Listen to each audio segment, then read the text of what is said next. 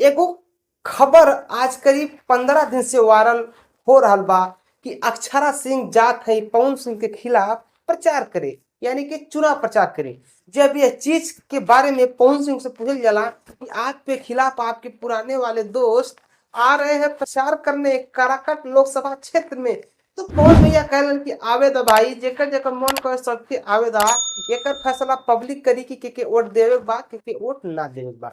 लेकिन भाई जब अक्षरा सिंह से यह बात के पूछल जाला तो अक्षरा सिंह कुछ भी क्लियर ना करेली कि मैं पवन सिंह के जा रही हूँ या नहीं जा रही हूँ। लेकिन बाद में यो क्लियर हो जाला कि शायद पवन सिंह के खिलाफ अक्षरा सिंह प्रचार करे काराकट में ना जाइए। लेकिन लेकिन लेकिन एगो वीडियो बहुत ज्यादा जोर शोर से वायरल हो रहा बा, जेमन अक्षरा सिंह कमल का निशान लेके बगल में मोनालिसा, ये दोनों भोजपुरी के सुपरस्टार लोग कमल का निशान लेके एकदम रोड शो करत नजर आ रहा बा।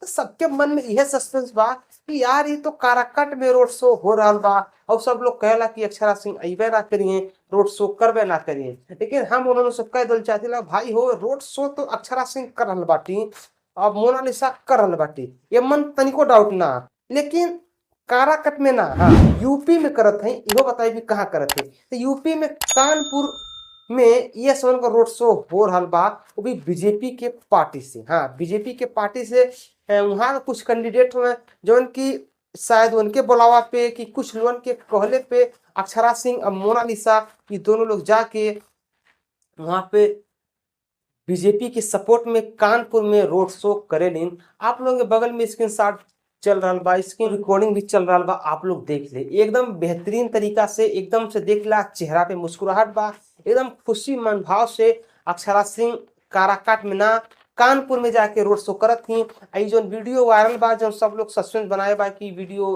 काराकाट लोकसभा का बात, भैया हो फिर से ध्यान से सुन ला कि काराकाट लोकसभा का वीडियो ना बा, कि कानपुर का बा। कानपुर में अक्षरा सिंह रोड शो करत थी। अब रही बात की का अक्षरा सिंह काराकाट में जइए कि ना जइए, भाई हो एकरे बारे में अभी तक कुछ क्लियर ना आयल बा।